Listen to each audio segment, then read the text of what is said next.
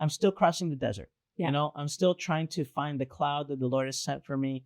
And I'm trying to do my best to follow it regardless of where it's leading me. In today's episode, we're going to talk to Johnny, a young man that had a tragic loss not too long ago, not even a year ago, and has been able to process this to something very positive and extremely inspiring. So welcome to Tea Talk. I know you're going to enjoy this episode.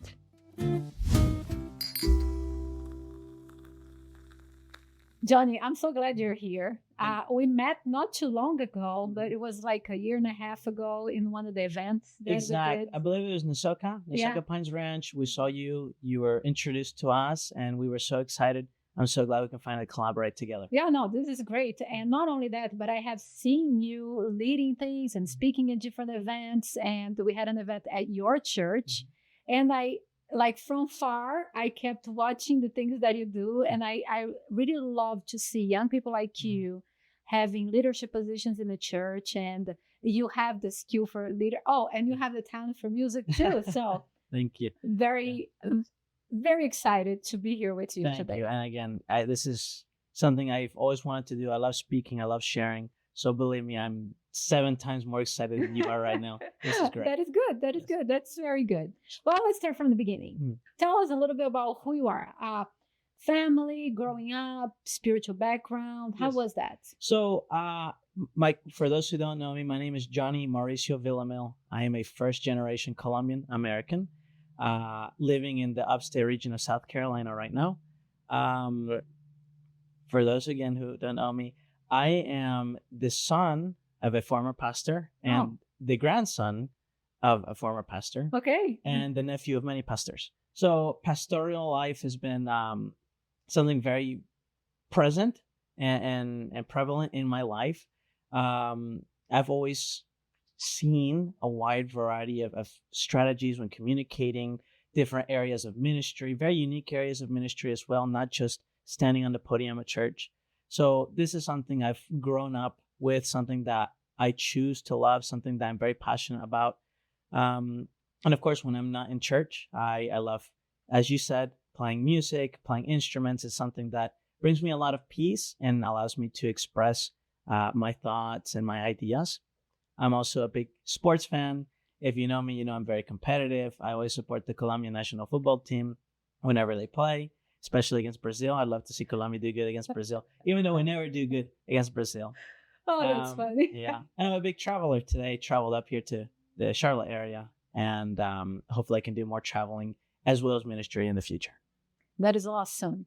So not only you were raised as a Christian, but you also have like pastors in your family, like leaders in your family. How did that affect you, like growing up, teen years? How was that, having all of those leaders around you? Was it positive, negative?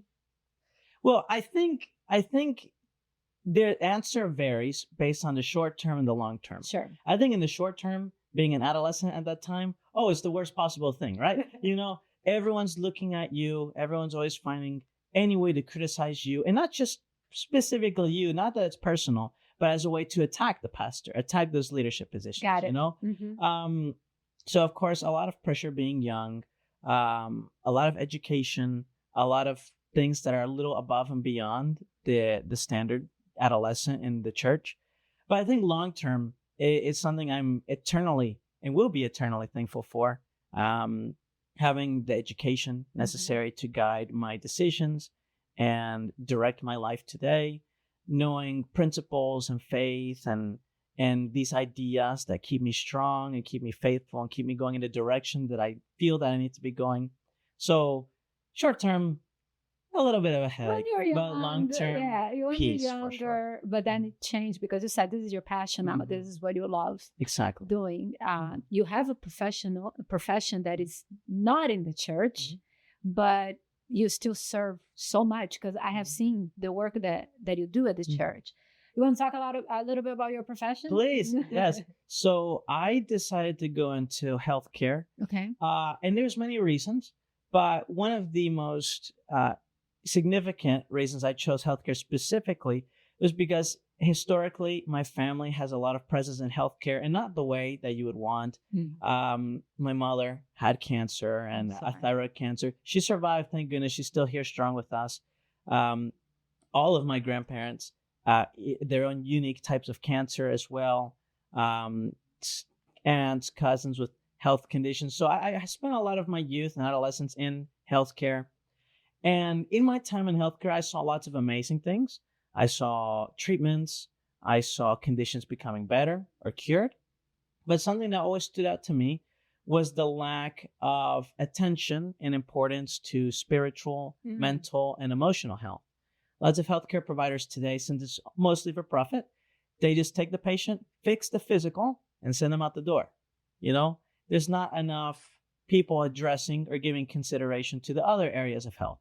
I saw that. It sent off many alarms in me, and I knew it was immediately something I was called to go and do my part in. So even though some people might say, oh, he didn't follow the footsteps of his family becoming a pastor, all of that, but you saw a different way of doing ministry. So you do ministry through healthcare. I love that. That is wonderful. And the biggest thing is that it's just such an underserved area. I agree. It's not that being a pastor and working in that type of ministry is not important. My greatest respect to that ministry. It's probably the most difficult there is. But when I saw that there was just a strong need, a very underserved area, I just had to. And it's a time when the people are more vulnerable, more open to spiritual things because they're going through so much. So it's a ministry that it's extremely needed. Was there anybody that influenced you the most?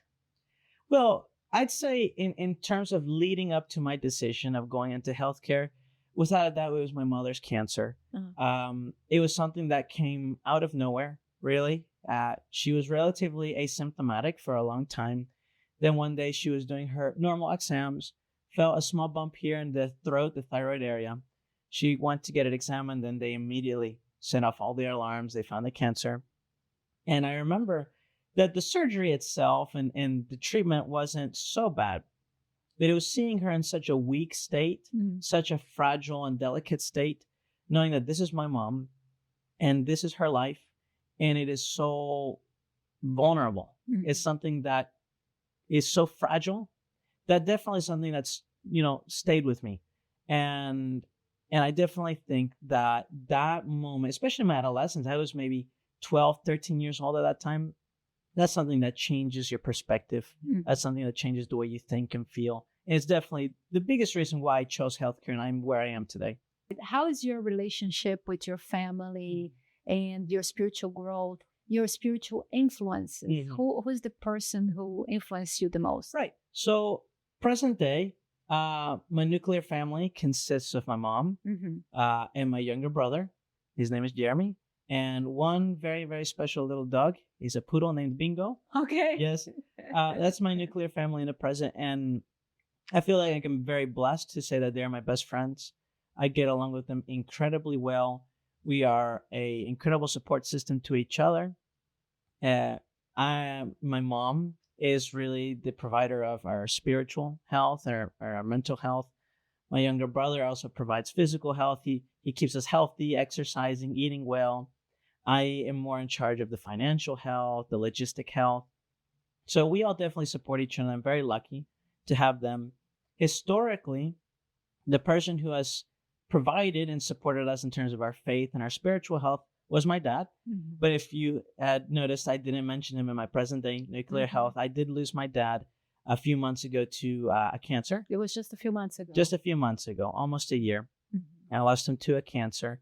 And of course, that changed so many things.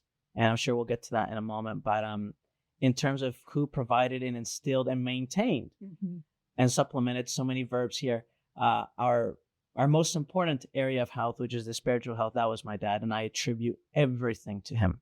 Okay. Losing a parent is something that it's got to be extremely painful. I don't know that because I still have both of my parents. I'm very blessed for that. Do you want to share a little bit of how did you navigate through the grief of what you went through? Absolutely. I think a lot of this is very dependent on the age of which you lose the parent.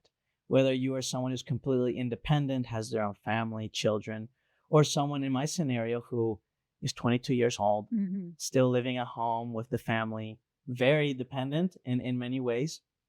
Um, of course, losing him in the moment was absolutely brutal in the sense that his cancer, and I should mention this, his cancer was extremely aggressive and extremely fast. From diagnosis to death was just under 2 weeks. So very, very little time to even process what was going on, Yes, absolutely. much less make the adjustments, the conversations necessary, the arrangements. It was something so fast, and it definitely, the length of time that one has to prepare and adjust and make mental preparations influences everything. In my case, I didn't have a lot of time.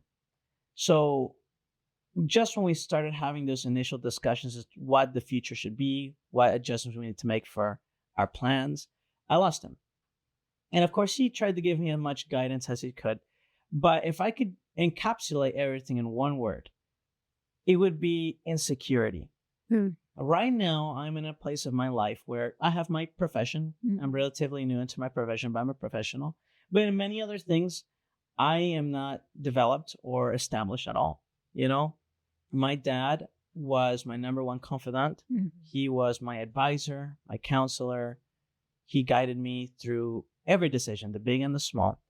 So from one night to another, having lost my sense of direction, in a sense, my advisor, my counselor, present day, I still suffer this present day. I find it much more difficult, very difficult, to make big decisions, knowing that now it's me. It's you. It's completely me. I don't have that go-to person anymore. And I went to him for everything, the big and the small. Even, what should I wear today? What should I choose on the menu to eat? And bigger things, choosing my career, choosing my future spouse. It's just been very difficult finding a way to navigate and make the right decision without feeling insecure that I am making the right decision. Did you have any support group, and especially your church? Did they support you? Do you have a support system? It's a great question. The church, I've always been very fond of the church. My church has an incredible community, a sense of love and generosity. But I don't think you can truly appreciate those acts until you go through a major loss or a major disaster, a major event like this. I'd always gotten along well with the members of my church, thankfully. I know that's not always the case with everyone. But when I did lose my dad, since it was such a rapid thing, within a question of seconds, literally seconds, once the announcement was made by the pastor in the church's WhatsApp group that he had passed, we were flooded with messages and calls offering resources, support, prayer, help in the home. So my father, he passed away on a Wednesday at noon. Within a few minutes, we had gotten a message from one of the members of the church saying, Villamil family, we have completely canceled all activities, events, and programs for this Friday afternoon. We're going to reserve that space for a memorial or a celebration of your dad. Tell us what you need, what you want, how you want it. It will be done. Wow. In less than 24 hours, an entire service was prepared completely for him, including food, pictures, special music, guest speakers, and we didn't do any of it. The church, everyone came together. They activated. Embraced you guys. They embraced. They showed that true love, that unconditional support, and they made an incredible, unforgettable ceremony for my dad. And it's something I will treasure and be thankful for forever, my church community. It's been almost a year, and that is not a long time to be able to process, especially a father that you were so close like you're describing. How has it been since? Because at the beginning, everybody comes together and they try to help you. But after that, has the church or friends, or how have you been finding support in the ongoing? Right. I would like to answer this in two parts. First, I'd say that the biggest consequence I feel of his passing, the biggest thing that I struggle with personally would be loneliness. As I mentioned, he was my best friend, and I mean that at the very definition. I would come home from university and he would work from home. So he would be there in the living room. He'd be watching a soccer game. I'd immediately throw the backpack down, like in the movies, throw myself onto the couch, and we would watch football games together or a race. We were big Formula One fans. If it was the Olympics time of the year, then we would watch the Olympics. I mean, every second we could spend together sharing a common interest, we absolutely would.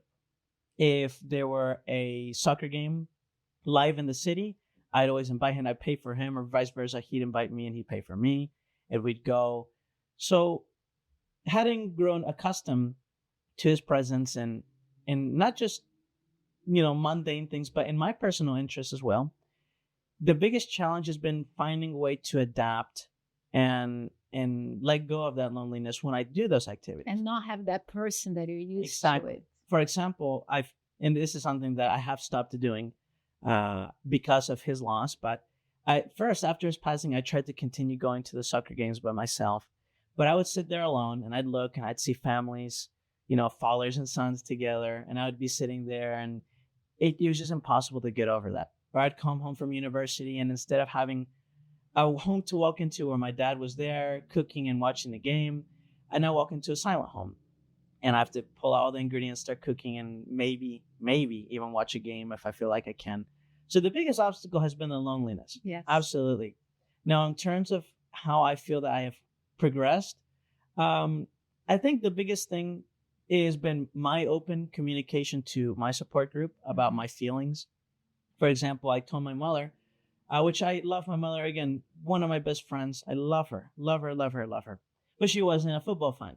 She wasn't a sports fan, things like this. So there were different things that you do with mom and dad. Exactly. So when I communicated with her openly that, hey, I know this isn't a big interest of yours, but I just really feel really lonely. And this is something I would like to continue to do, but I don't have anyone to do it with. That in that open communication, she agreed to come join me. And we've been to Atlanta, Charlotte, Fort Lauderdale to see many games, many races. After a few minutes, she falls asleep, of course. You're making me feel bad now.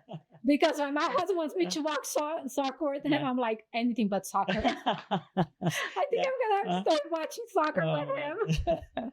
Right. And again, with my little brother as well, going to the gym, things like that. With my church friend group, as I mentioned, I was a big traveler. I used to travel to places with my dad. And I just found it very difficult to travel alone. So now some of my friends and we travel to places together. Hopefully we can put together a San Diego trip here in the next few months. That's what we're talking and planning on. So things like that, finding ways to make small adjustments, involve people that already exist in my support group, but being open and communicating with them what my personal needs are. Making those small adjustments has really helped day by day, finding a new normal. I like that you are proactive about it. It's probably from the Latin family, right? Exactly. we don't know how to be alone. We will make a way to have people around us. But I appreciate that you recognize, first of all, I'm feeling lonely. I'm missing my father. Because a lot of times we don't even know why we're sad. We don't even know why we're depressed. So the fact that you understand, wait, my father was a great company. Mom, would you help me out with this? I love that you're doing that. Now, you mentioned a few things like you are like the financial person. And you also mentioned that you switch jobs. Mm-hmm. So first, how is the new, I don't want to call it burden, but it's like the new task that has been given to you at such a young age. Yeah. Mm-hmm. How stressful has this been? Mm-hmm. And also tell me a little bit about your new position. Yeah. I think those are two separate questions. Yeah, but we'll make it work. Yes. So, without a doubt, let me get into the new work first. Sure. That's something I'm very, very passionate about. I love it. I currently work for a public health clinic for the county that I reside in. Public health encapsulates things like STDs, so that includes gonorrhea, chlamydia, syphilis, trichomoniasis, and we also do birth control, so pills, implants, things like this. Again, a very, very critically underserved area, and an opportunity that I was presented, and I had to take it. Prior to that, I worked in surgery. I was a circulating nurse for a major hospital. We were doing orthopedic surgery. We did a lot of spine surgery. Worked with a lot of surgeons, anesthesiologists. A very, very serious environment, very high stress environment. Two very different areas, but two critically underserved areas. Yes. You know. And how did you cope with first a very high stress job, then losing your dad, and then changing jobs? How long has it been that you changed? About 2 months now. Okay, about 2 months. So pretty much is like high stress job, losing your dad, and then a new job. How did you cope with all of that? Well, you know, the most difficult thing has been that it's been so many changes. As you mentioned earlier, taking on, let's call it the burden or the responsibility of the finances of the home, as well as changing a job, starting from this and going here. It's something that is without a doubt very overwhelming, but I feel that having the beliefs that I have as a Christian, even though it is overwhelming, you can still have peace in knowing that as long as you do your honest part and you trust in the Lord, even if in the moment things look there's no solution, no way forwards, as we say in my family, the victory is certain. It's just waiting the time to get to that victory. We already know the end. Exactly. We know the end. It's just that present, that moment that's so frustrating and difficult. One of the big biblical figures that keeps me going and keeps my family going is Moses. Moses, specifically once he led the people out of Egypt and he was in the desert, one of the big decisions he had to make in that moment was what direction to go. They had led Egypt, and now where do we go? Moses had made the decision to go straight towards the sea. And many of his people criticized him for that. They didn't see any logic to it. They didn't see any reason to make that decision. And in many cases, it was the hardest way to get there. Exactly. Yeah. The most nonsensical way. And I think that, being my age, with all these volatile and fluctuating things, I feel that I can relate to him in a sense that there's no clear sense of direction to go. But what I have tried to do personally in terms of the financial, in terms of the professional, in terms of everything, is allow myself to be guided, just as Moses allowed himself to be guided, even if in the moment that guidance led to what was seemingly the worst place for you to go. the worst possible place, or a place with no solution. Moses, it took a lot of guts for him to go straight to the sea with all the criticism, knowing that his decision would not only affect him, but thousands of innocent people, children, elderly people. Similar to now, I am financially responsible for my mom, my younger brother. Obviously not thousands of people, but people that are very important to me, At a 22, it's a lot. It has been. And I'm still making those decisions. I'm still making those adjustments. One of those adjustments was making the job to this clinic where we can be a little more financially secure. But present day, I'm still crossing the desert. Yeah. I'm still trying to find the cloud that the Lord has sent for me. And I'm trying to do my best to follow it regardless of where it's leading me, And that's the most difficult thing. When you know that you have a mom and a younger brother dependent on you and you're walking straight to a sea, it's very easy to second guess yourself, especially when you don't have your counselor and your advisor and your best friend that you normally get guidance from, But I know how Moses' story ended. I know that the Lord opened the sea and split it wide. I am on my way to the sea now. In many areas, I'm making my way to the sea. I'm just really hoping that the Lord will also, and I have faith that He will. He will. I know. We don't know exactly what it is, but He will. I'm just hoping that sea will split open wide and we can make it through to the promised land. How did your Christian values that you have mentioned several times, but how did they guided you to make the decision to choose this new job And also, what are the challenges because of your values? Mm-hmm. So first things first, when you are in a position where you need to look for a solution, the first thing is to have a clear head, a clear mind, a clear sense of thinking. And I don't think it would be possible, or at least it would be extremely difficult to be in a frame of mind where you can think clearly without the peace and the hope that the Lord brings us. Yes. And his promise that we will be reunited, that there will always be a victory, that everything will be fine in the end. That was fundamental for me to be able to make these decisions with a clear head in the first place. So I attribute everything to the peace and the hope that the Lord brings. It's impossible to move forwards without that. Yes. Now, in terms of the position I landed in professionally, aside from the financial aspect, which was a big part of me making the move, I got to thinking, because this is something that just popped out of nowhere. I was in Google Flights looking for a flight to see if I can maybe go on a vacation, when I saw a little tab and it was job opportunities, and it came up. I saw it. And I got to thinking, in the hospital and surgery at that time, we worked with patients who needed help, but these tend to be financially better off patients. Most of them are elective voluntary procedures. We did a lot of plastic surgery as well. So that tells you a little bit of the demographic we worked with. But the demographic that you work with in an STD, in a birth control setting, is a very, very completely demographic. Many times these are young adolescents who are just completely lost, or these are older people who just struggle to make the right decisions throughout the course of their life. So after a lot of consideration, I felt that as a nurse, you can make an impact anywhere. But as a Christian, this is a demographic that was severely, severely forgotten about, as a demographic that needed a lot of attention urgently. And I hoped, in making that decision, that I would be able to help at least someone, one person, adolescents, because I have many of my friends who in their adolescence made bad decisions and are paying the consequences of those today. And those people are very near and dear to my heart.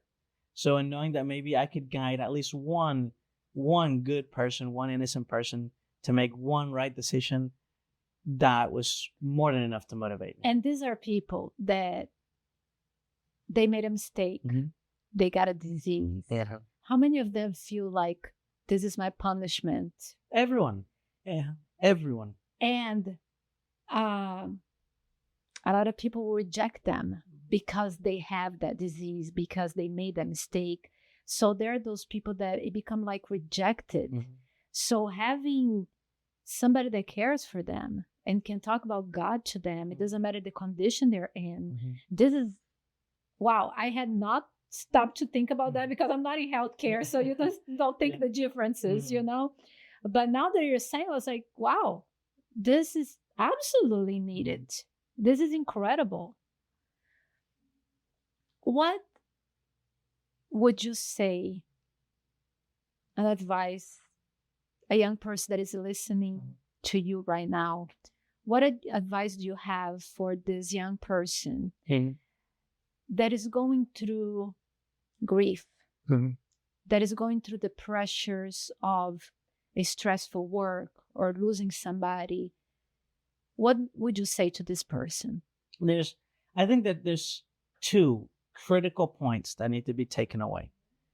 The first point is that, and this is going to sound very cliche, but you have to trust in the Lord. You absolutely have to trust in the Lord.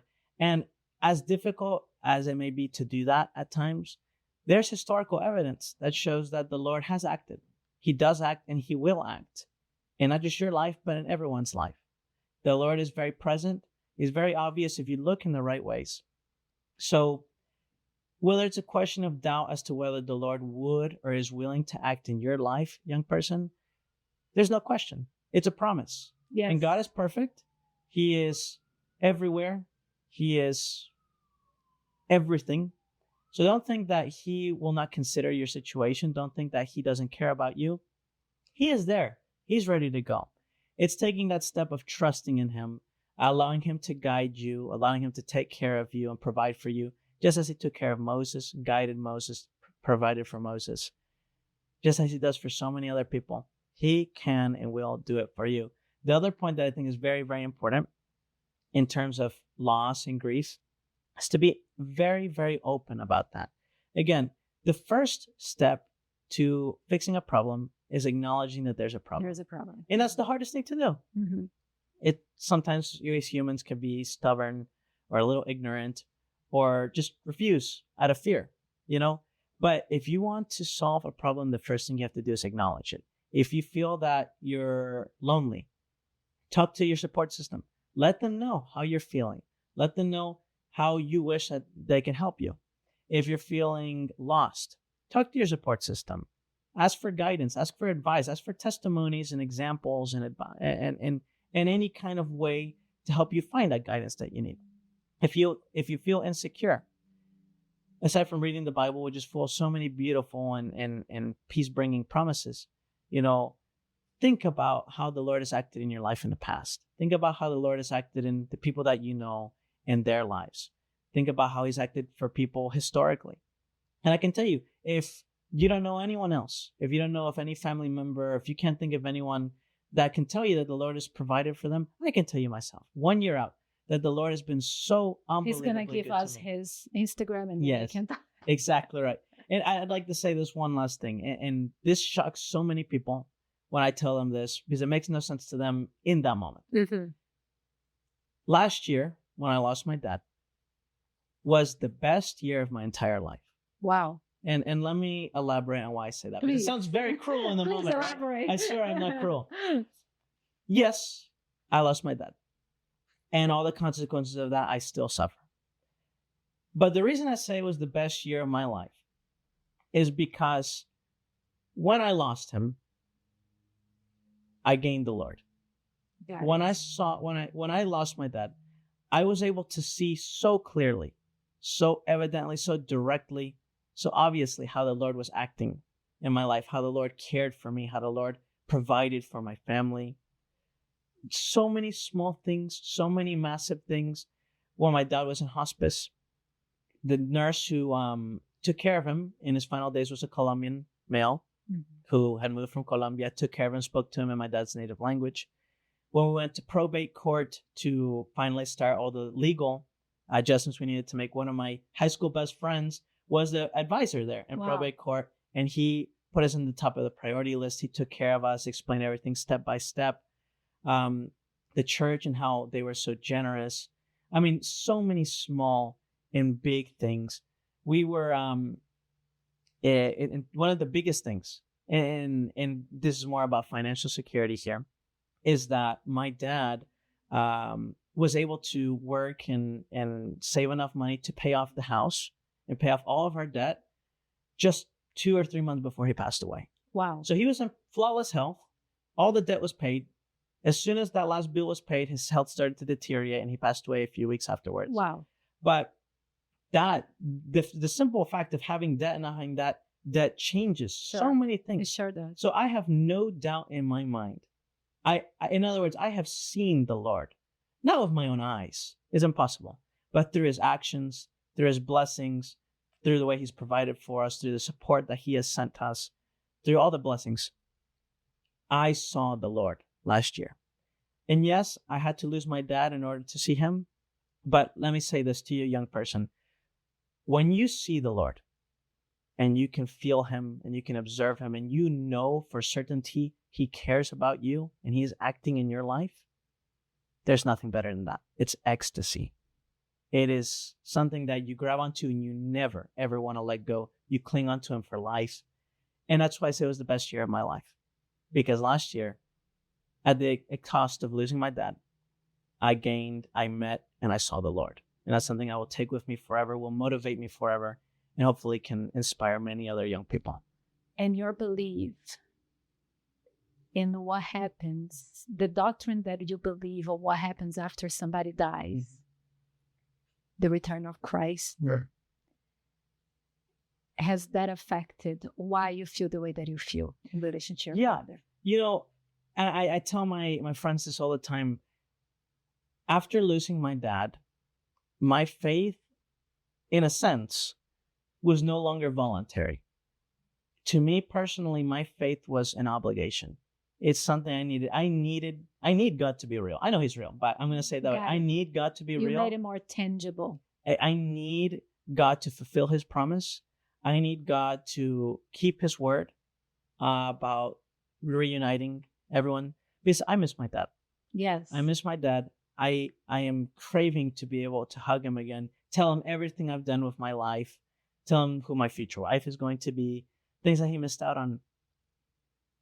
But I need the Lord. I need my faith in order to get to that point. Got it. The last thing my dad said to me in his bed, and I'll keep this with me forever, he said, Johnny, I need to see you in heaven. I want to be with you again. Do what you got to do. I know you will. Just keep it up, and then I'll see you again. A few minutes after, he did pass away. Wow. But to me, this is more than just going to a building on Sabbath. To me, this is more than just singing hymns. This is more than saying very nice sounding words. To me, this is life or death. Yes. Faith is life or death. And I need this. I need to see my dad again. I need the Lord. I need his love. I need his forgiveness for my sins. I need this. I need the Lord. That's all thanks to the loss of my dad. Kind of set me in that direction, set me exactly where I need to be. Johnny, thank you so much. Thank you. This is incredibly inspiring. Thank you. Hearing from a young person that went through so much so quickly. You could have gone in so many different directions. And you just grabbed onto the Lord. And I really appreciate it. Thank you.